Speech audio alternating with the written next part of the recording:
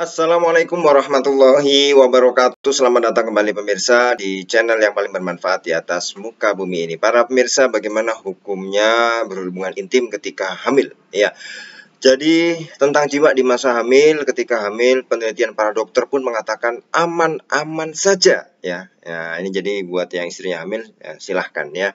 Sesuai dengan pendapat sebagian besar ulama, tapi kalau di sini dikatakan istri sudah hamil besar 8 bulan, 9 bulan, anak mau lahir, suami minta dilayani, tentu suami harus mempertimbangkan kemaslahatan istri dan bayi di perutnya. Sama halnya diperbolehkannya ya hubungan intim suami istri di saat hamil juga seperti dibolehkannya hubungan intim suami istri di saat istri sedang menyusui. Nabi tidak melarangnya. Meski ya, bangsa Arab ketika itu membencinya sebagaimana keterangan dalam Al-Mawsu'ah Al-Fiqhiyah. Nah, itu ya. Nah, kalau kita lihat dari pendapat Imam Ahmad, beliau berkata, bersetubuh saat hamil bisa menguatkan pendengaran dan penglihatan bayi. Semakin menumbuhkan hidung di tengah wajahnya, membentuk indah posturnya, menguatkan panca inderanya untuk dapat menerima sentuhan jiwa, juga dapat menjadi penyuplai makanan bagi tubuhnya. Nah, ini ya dari kitab Nazah Al-Majalis juz 1 halaman 229. Nah, ketika ada sebagian orang Arab nih beranggapan mensetubui istri saat menyusui dapat mengakibatkan rusaknya air susu, kemudian menjadi penyakit yang berakibat lemah dan rusaknya tubuh bayi. Kalau ini benar, niscaya Nabi Shallallahu Alaihi Wasallam melarangnya. Tapi nyatanya beliau yaitu Nabi tidak melarangnya.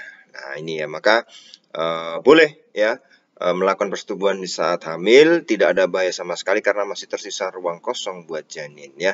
Keberadaan janin masih berada di tempat yang jauh dari pertemuan jinsi ya. Yang lebih utama di tengah persetubuhannya adalah wanita hamil tidur berbaring pada punggungnya. Jadi posisinya seperti itu ya.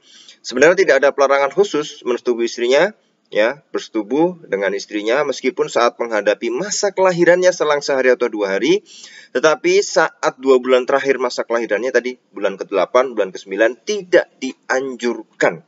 Ya, sekali lagi tidak dianjurkan.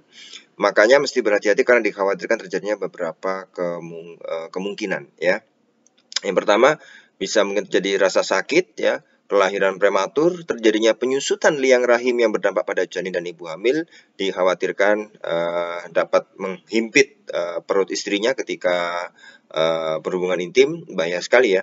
Dikhawatirkan sekali dapat ketika hubungan intim ya, suami memaksakan ya memasukkan terlalu dalam, ini juga mengkhawatirkan ya, juga ada kemungkinan lain. Tapi ya dalam kitab lain juga disebutkan ya, dalam sebuah hadis Rasulullah Shallallahu Alaihi Wasallam bersabda, sesungguhnya kuatnya pendengaran, penglihatan ya, pendengaran, penglihatan dan rambut seorang janin dengan air senggama atau air hasil persetubuhan atau hubungan intim antara suami dan istri yang istrinya sedang hamil. Dalam kitab Al-Mabsud li Sarakhsi ya, juz 10 halaman 36.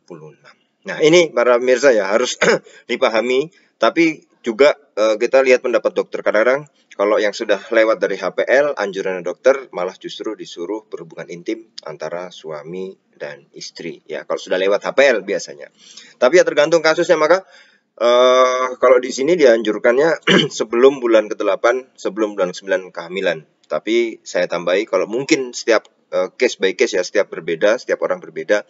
Itu ada yang pernah mengasih tahu bahwa kalau lewat dari HPL malah justru dianjurkan oleh dokter. Nah, ini kita juga harus konsultasi sama dokter. Boleh nggak dok ini? Boleh apa nggak? Seperti itu ya. Baik para pemirsa, itu sudah kita bahas. Mudah-mudahan bermanfaat. Kita ketemu lagi di video selanjutnya. Wassalamualaikum warahmatullahi wabarakatuh.